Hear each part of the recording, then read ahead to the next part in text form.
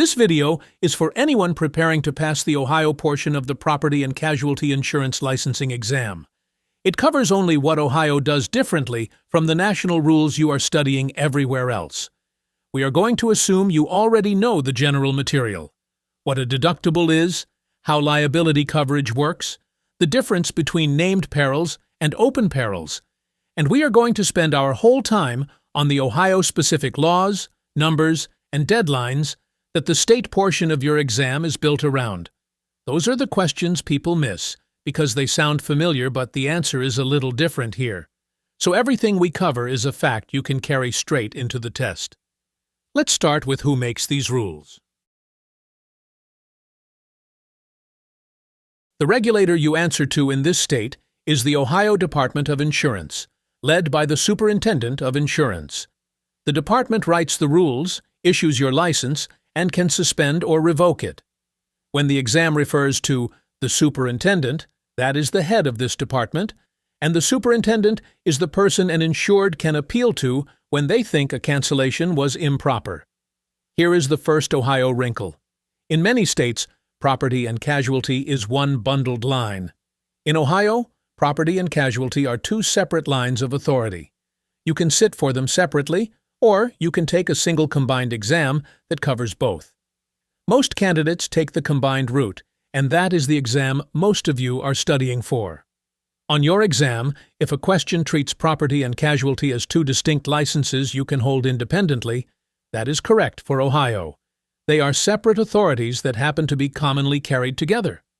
A person who sells, solicits, or negotiates insurance in Ohio is called a producer, and a producer must be licensed for the line they are selling. Then there is a second step many newcomers confuse with licensing: appointment. A license lets you sell a line of insurance.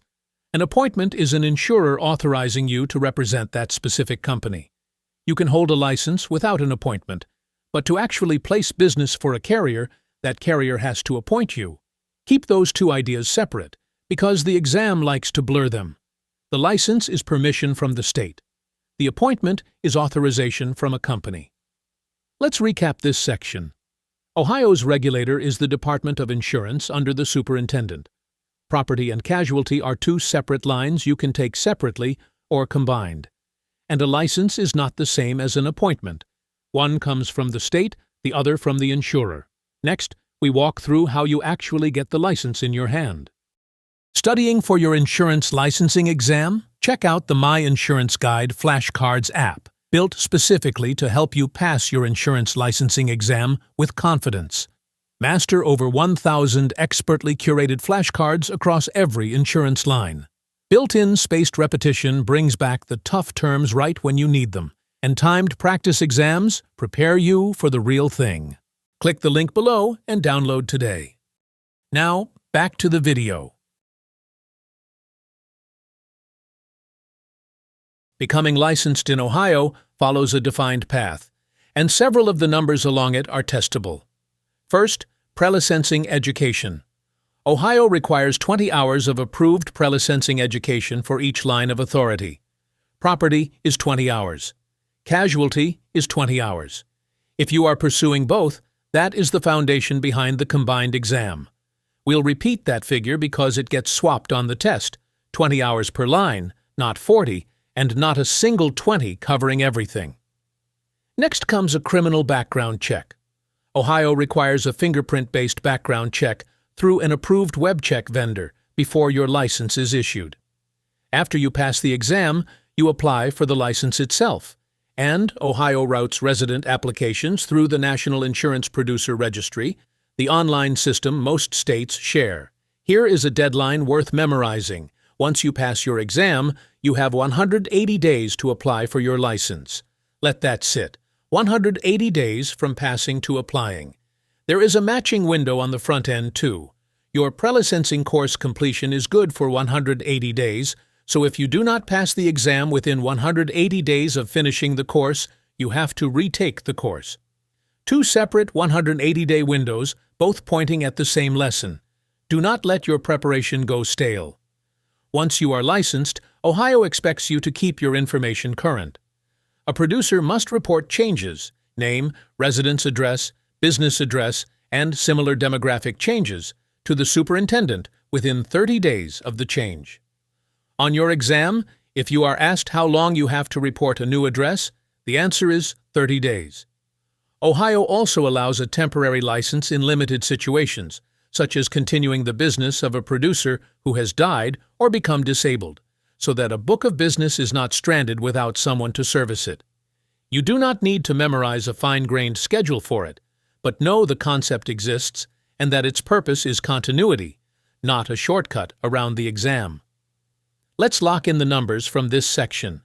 20 hours of prelicensing per line, a fingerprint background check, application through the registry, 180 days to apply after passing, a 180-day shelf life on your course completion, and 30 days to report a change of address. Now, getting the license is one thing. Keeping it is another. Your Ohio resident producer license runs on a 2-year cycle, and the renewal date is tied to something personal, the last day of your birth month, every 2 years. That is your anchor date. Continuing education is due on that same biennial schedule, before you renew.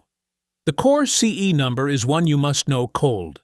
Ohio requires 24 hours of continuing education every 2-year license term, and at least 3 of those 24 hours must be in ethics. Say it with us, 24 hours, 3 of them ethics. The ethics requirement is not extra on top of the 24. It lives inside the 24. So you complete 24 hours total, and within that total, a minimum of 3 are ethics approved. A few Ohio-specific details that the exam likes to probe. First, your CE does not have to match your line. Ohio lets you take approved courses in any line of authority to satisfy the requirement, so a property and casualty producer can take a course approved for another line and still earn credit. Second, holding multiple lines does not multiply your hours. 24 covers you no matter how many lines you carry. Third, Ohio allows carryover. You may carry up to 12 excess hours into the next term, but here is the trap. Carried over ethics hours count only as general credit going forward. They do not pre-fill next term's ethics requirement. You owe a fresh 3 ethics hours every term. Now, a contrast with the national norm, because it is a classic exam point. A non-resident producer, someone licensed in another state who also holds an Ohio non-resident license, is exempt from Ohio's CE requirement as long as they remain compliant in their home state. Ohio honors the home state's education, so if a question describes a producer licensed in Indiana who meets Indiana's CE and asks whether they owe Ohio's 24 hours, the answer is no. One more rule that belongs here because it is a licensing requirement. To hold a resident surplus lines broker's license in Ohio, the license that lets you place business with insurers not authorized in this state, you must hold both a property license and a casualty license, not one or the other, both. We'll return to surplus lines later, but file that dual license rule away now. Recapping the must-know numbers. A 2-year term ending the last day of your birth month, 24 CE hours per term with at least 3 in ethics, up to 12 hours of carryover, non-residents exempt if compliant at home, and a surplus lines broker needs both property and casualty licenses. With your license secured and maintained, the exam turns to how you are expected to behave. Ohio, like every state, forbids a list of unfair and deceptive practices. And while the categories will feel familiar from your national study, the exam wants you to recognize them in Ohio's framing. Let's walk the big ones as plain definitions, then flag where the traps hide. Rebating is giving a customer something of value not stated in the policy as an inducement to buy. A kickback, a gift, a share of your commission. Ohio prohibits it. Misrepresentation is making a false or misleading statement about a policy's terms, benefits, or an insurer's financial condition. Defamation is making a false statement that damages another insurer's reputation, often to steal its business. Unfair discrimination is treating people in the same risk class differently. Different rates or terms for individuals of substantially the same hazard. And false advertising is exactly what it sounds like, applied to insurance. Here is a scenario, because this is how the exam tests conduct. A producer wants to win a homeowner's account, so she offers to personally pay the first month's premium out of her own pocket if the customer signs today. Has she done anything wrong? Yes. That is rebating, an inducement of value not specified in the policy. It does not matter that she meant well or that the customer benefited.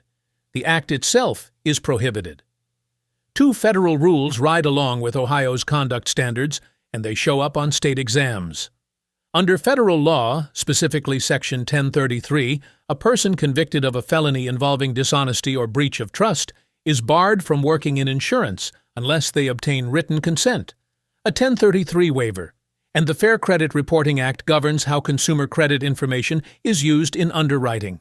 Know that both exist and that the 1033 waiver is the path back into the business after a disqualifying felony. Finally, appointment termination. When an insurer ends a producer's appointment, Ohio requires the insurer to notify the department.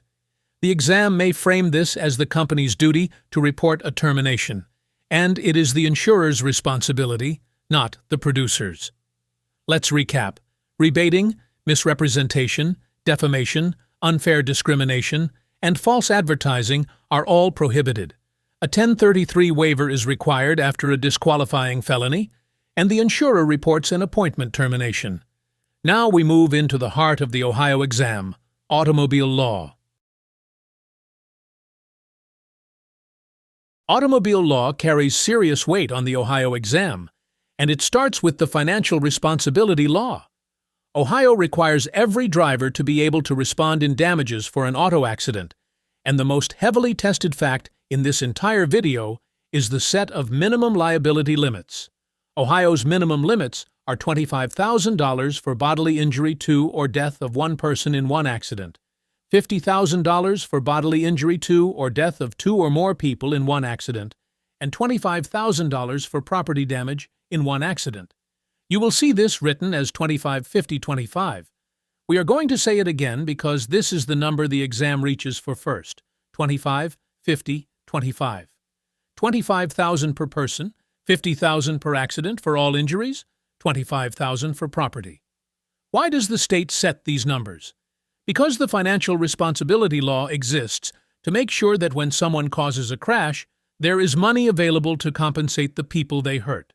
The minimums are the floor the legislature decided every motorist must carry. Understand that purpose, and the rule stops being arbitrary. A point of orientation that frames everything in the next section. Ohio is a traditional fault state, sometimes called a tort state. It is not a no-fault state. That means when there is a crash, the driver who is at fault and that driver's liability insurance is responsible for the other party's damages. If you studied a no-fault state's personal injury protection rules nationally, set them aside here. Ohio does not run a no-fault system, and the exam will reward you for knowing that the at-fault driver pays. Let's recap the section's key number, because it is the one to never miss. Ohio's minimum auto liability limits are 25-50-25, and Ohio is a fault state, not a no-fault state. That fault framing leads us straight into the coverages that protect you from the other driver. Because Ohio is a fault state, the coverage that protects you when the at-fault driver has no insurance, or not enough, matters enormously. That coverage is uninsured motorist and underinsured motorist coverage, abbreviated UM and UIM. And this is where Ohio departs from what many national materials teach, so this is a place to be careful. In a lot of states, insurers are required to offer uninsured and underinsured motorist coverage and must get your rejection in writing. Ohio used to work that way. It does not anymore. Ohio law was amended so that an insurer is no longer required to offer uninsured and underinsured motorist coverage, and there is no longer a mandatory written rejection form requirement attached to it. The coverage is optional, so if you see an answer choice stating that an Ohio insurer must offer this coverage and obtain a signed rejection, be suspicious. That is the national pattern, and it is the trap. In Ohio, The offer is not mandated. When underinsured coverage is purchased, understand how it pays, because Ohio uses a reduction approach. Underinsured motorist coverage in Ohio is reduced by the amounts available from the at-fault driver's liability insurance. Picture it as filling a gap up to your limit rather than stacking on top. If your underinsured limit is $100,000 and the at-fault driver carries $25,000 of liability, your coverage responds for the difference up to your limit. It does not pay your full $100,000 on top of the other driver's $25,000. Ohio also makes a specific property damage option available alongside uninsured motorist coverage. Uninsured motorist property damage coverage protects your vehicle when an uninsured driver damages it, and Ohio caps what the insurer must make available at the lesser of $7,500 or the amount otherwise available, subject to a maximum deductible of $250. Anchor those two numbers, $7,500 and a $250 deductible. Two more Ohio auto specifics. There is a time limit. An insurer may limit the period to bring an uninsured or underinsured motorist claim to 3 years after the accident. And when an insurer wants to repair your vehicle using aftermarket crash parts, parts not made by the original manufacturer, Ohio's consumer law requires disclosure that non-original equipment parts are being used. The exam may test that the customer has to be told. Let's lock the numbers in. Uninsured and underinsured coverage are optional in Ohio, not a mandatory offer. Underinsured coverage is reduced by the other driver's available liability limits. Uninsured motorist property damage is the lesser of $7,500 or what is otherwise available with a $250 maximum deductible, and a claim can be limited to 3 years. Next, what happens when an auto policy ends? Ohio gives auto policyholders strong protection against losing coverage unexpectedly, and the timeframes are prime exam material. Start with the policy period. Every automobile insurance policy in Ohio must be issued for a period of not less than 1 year, or be guaranteed renewable for successive periods totaling not less than 1 year. So, the baseline auto term in Ohio is a full year. Now, the underwriting window. For the first 90 days a new auto policy is in force. The insurer has broad freedom to cancel. It is still deciding whether to keep the risk. But once a policy has been in effect more than 90 days, or is a renewal, the insurer may cancel only for specific permitted reasons. Those reasons are essentially fraud or material misrepresentation in getting the policy or filing a claim, loss of driving privileges through license suspension, revocation, or expiration of a covered driver, and non-payment of premium. Outside those reasons, the company cannot drop an established policy mid-term. Remember the 90 days, that is the line between the free look underwriting period and the protected period. The notice rules carry hard numbers. To cancel an auto policy, the effective date of cancellation cannot be earlier than 30 days after the notice, except when the cancellation is for non-payment of premium, where the insured gets at least 10 days. So it is 30 days for most cancellations and 10 days for non-payment. To non-renew, meaning the insurer simply declines to continue the policy. At the end of its term, the insurer must mail notice at least 30 days before the policy expires. Here is a scenario. A driver misses a premium payment, and the insurer mails a cancellation notice for non-payment. How much notice is the driver owed? At least 10 days from the mailing. Now change one fact. The insurer is canceling not for non-payment, but because it no longer likes the risk after 100 days. Is that allowed? And how much notice? After 90 days, the insurer can only cancel for the permitted reasons, and changing its mind about the risk is not one of them, so that cancellation is improper to begin with. One more protection. If an insured believes a cancellation was based on wrong information or violates the policy or the law, they can ask the superintendent of insurance to review it before the cancellation takes effect. Recap the numbers. A 1-year minimum auto term, a 90-day underwriting window, 30 days notice to cancel, 10 days for non-payment, 30 days to non-renew, and the right to appeal to the superintendent. We now leave auto and turn to property. Ohio has a handful of property insurance rules that differ from the national baseline, and the headline one is the Valued Policy Law. Here is what it does. When a building or structure insured against fire or lightning suffers a total loss, the insurer must pay the full face amount stated in the policy, the whole amount the insured paid premium on, rather than arguing after the fact about the building's actual cash value.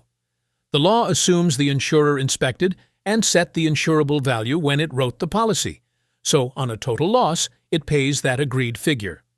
Two limits keep this from being abused, and the exam tests them. The full face amount rule applies in the absence of intentional fraud by the insured, and in the absence of a change that increased the risk without the insurer's consent. And it applies to total losses caused by fire or lightning. That is the trigger.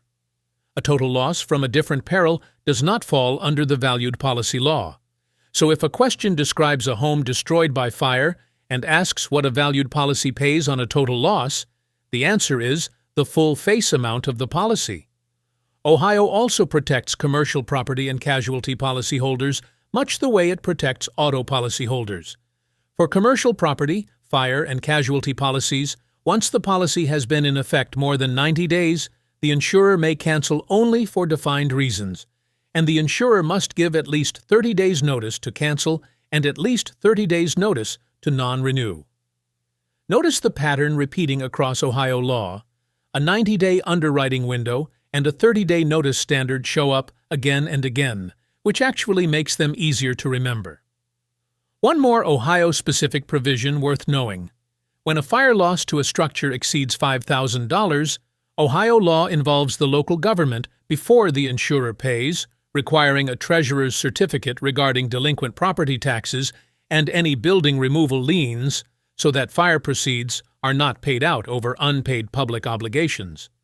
You do not need the mechanics. Just recognize that an Ohio fire loss above $5,000 triggers an extra step involving the county treasurer. Recapping, the Valued Policy Law pays the full face amount on a total fire or lightning loss to a building, absent fraud, or an unconsented increase in risk. Commercial cancellation and non-renewal follow the 90-day window and 30-day notice, and a fire loss over $5,000 brings in a treasurer's certificate. Next is one of Ohio's most distinctive coverages. Ohio sits on top of a great deal of underground mining, especially in the eastern and southeastern part of the state, and that geology produced a coverage you will not find emphasized in most national material: mine subsidence insurance.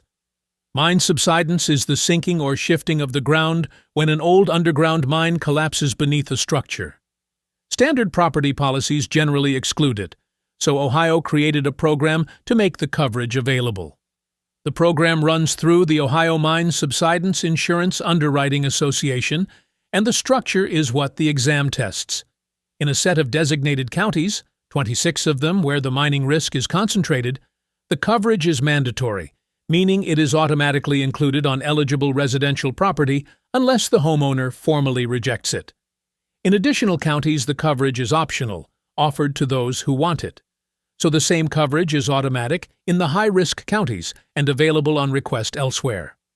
Now, the numbers. Mine subsidence coverage is limited to the lesser of $300,000 or the amount of insurance on the dwelling.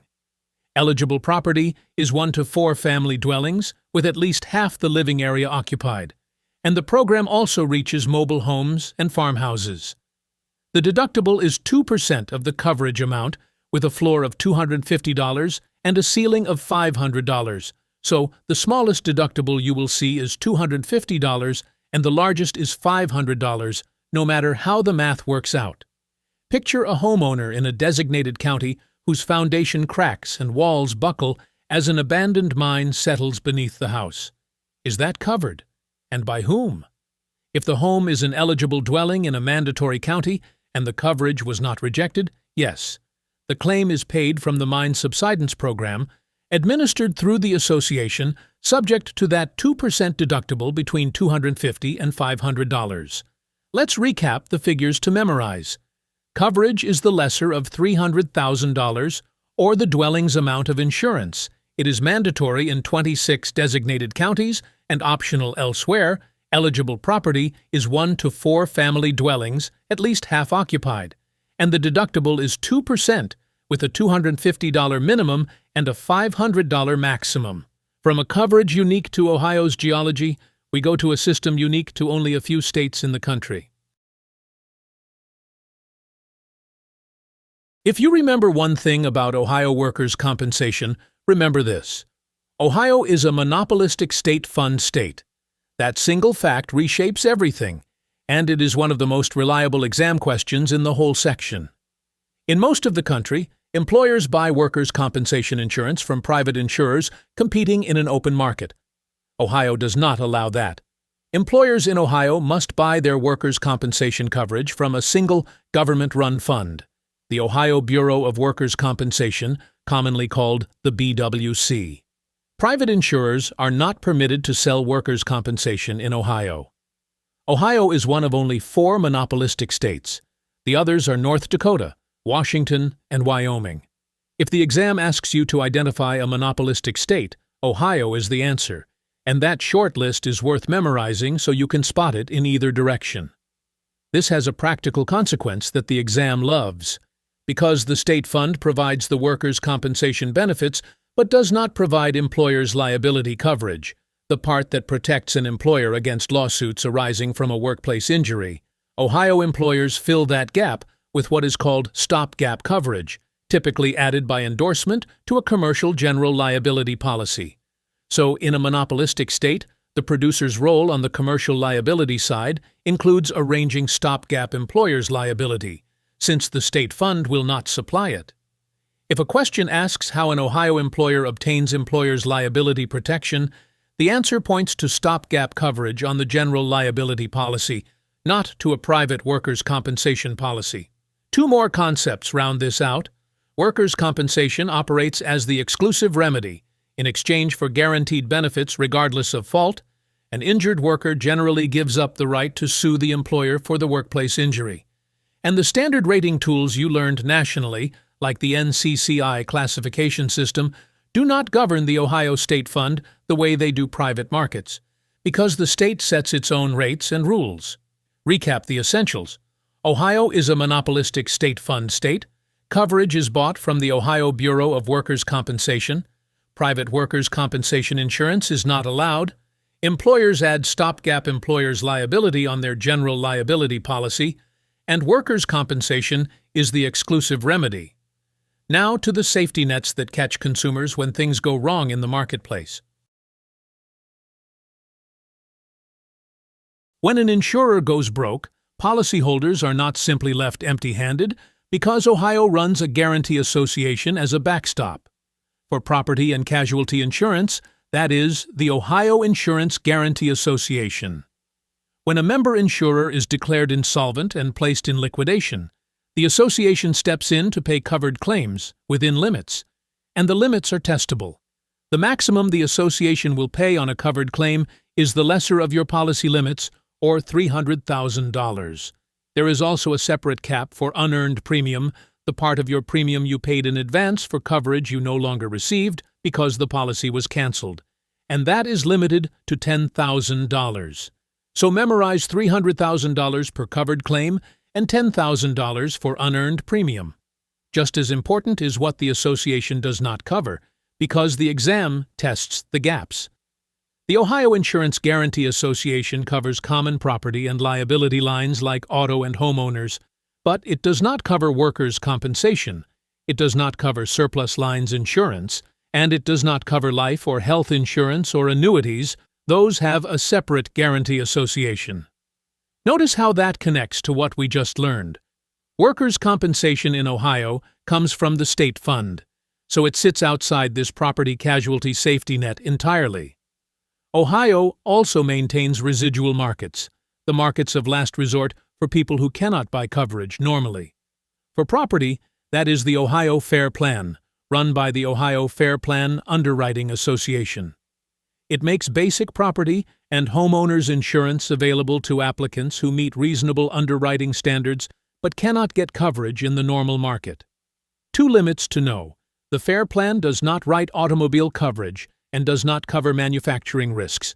For drivers who cannot find auto coverage in the voluntary market, the parallel safety net is the Ohio Automobile Insurance Plan, an assigned risk arrangement that distributes those drivers among insurers. That leaves surplus lines. Surplus lines insurance is coverage placed with insurers not authorized or non-admitted in Ohio, used for hard-to-place or unusual risks the standard market will not take. It is handled by a licensed surplus lines broker, and recall the rule from earlier. An Ohio resident surplus lines broker must hold both a property and a casualty license. And remember that surplus lines is not protected by the Guaranty Association, which is one reason the broker must exercise due diligence before placing business with a non-admitted insurer. Recapping. The Property Casualty Guaranty Association pays the lesser of policy limits, or $300,000 per claim, and up to $10,000 for unearned premium, and it excludes workers' compensation, surplus lines, and life and health. The FAIR Plan supplies basic property coverage, but not auto or manufacturing risks. The Ohio Automobile Insurance Plan is the auto market of last resort, and surplus lines go through a dual-licensed broker and are not guarantee protected. Next, the rules for how claims must be handled. Ohio sets specific timeframes for how an insurer must handle a claim, and these short numbers are easy points if you memorize them, easy to lose if you guess. They come from Ohio's Unfair Property and Casualty Claims Settlement Practices Rule, and they all count in calendar days. When an insurer receives notice of a claim, it must acknowledge receipt within 15 days.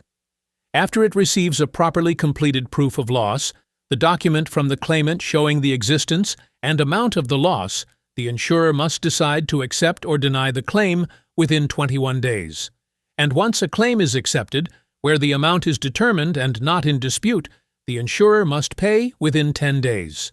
So the sequence is 15 days to acknowledge, 21 days to accept or deny, 10 days to pay.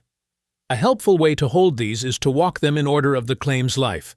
First contact, 15 days to say we got it. After the proof of loss, 21 days to make the call. After acceptance, 10 days to send the money. 15, 21, 10. Consider a scenario. A homeowner reports a fire claim on the 1st of the month. By what date must the insurer at least acknowledge it? Within 15 days. The homeowner then submits a complete proof of loss. The insurer now has 21 days to accept or deny. It accepts, and the amount is clear and undisputed. It then has 10 days to pay. Notice that the exam can chain these together, so knowing all three lets you answer a multi-step question that one number alone would not. And one more point, the rule makes plain. An insurer cannot deny a claim based on a policy provision, condition, or exclusion unless the denial actually references that provision. A bare denial is not enough.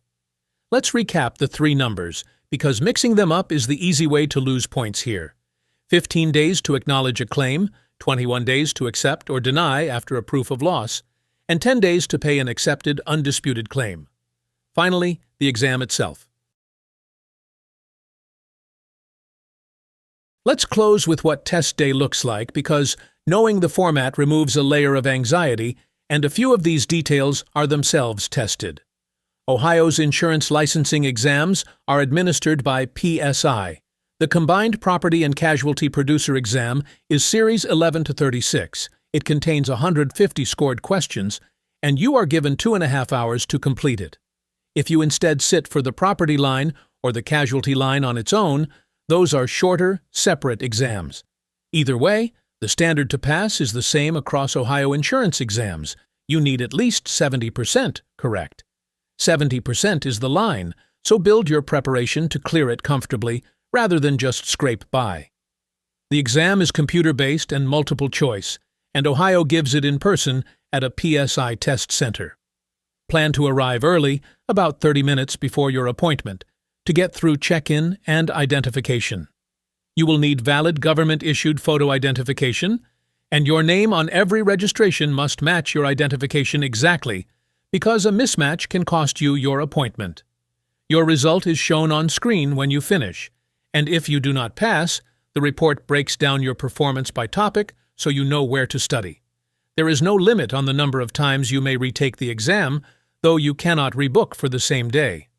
On fees, plan for a few separate costs rather than one.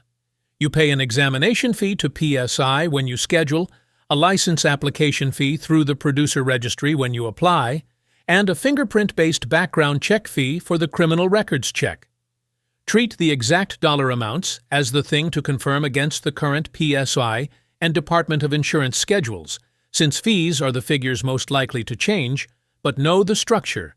Exam fee, application fee, and background check fee are three distinct charges on your path to licensure. Recap the exam facts to carry in. The combined property and casualty exam is Series 11 to 36 with 150 questions and a 2.5-hour limit. The passing score is 70%. The test is given in person at a PSI center. Bring matching photo identification. Results are immediate, and retakes are unlimited. Let's do a final sweep of the numbers that win this exam.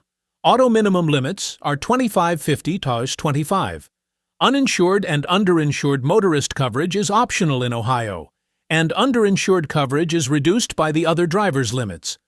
Auto policies run a minimum of 1 year, with a 90-day underwriting window, 30 days notice to cancel, 10 for non-payment, and 30 to non-renew. The valued policy law pays the full face amount on a total fire or lightning loss. Mine subsidence is the lesser of $300,000 or the dwelling amount, mandatory in 26 designated counties, with a 2% deductible between $250 and $500. Workers' compensation comes only from the state fund. Ohio is monopolistic, and employers add stopgap liability. The Guaranty Association pays the lesser of limits, or $300,000, with $10,000 for unearned premium. Continuing education is 24 hours every 2 years, 3 of them ethics. And claims run on 15 to acknowledge, 21 to accept or deny, and 10 to pay. You have studied the national material elsewhere, and now you know what Ohio does differently, which is exactly the part the state portion is built to test. Go in confident. You have done the work, and these are the answers. If this helped you get ready, give it a like and subscribe so we can keep building these for you. Good luck on your exam.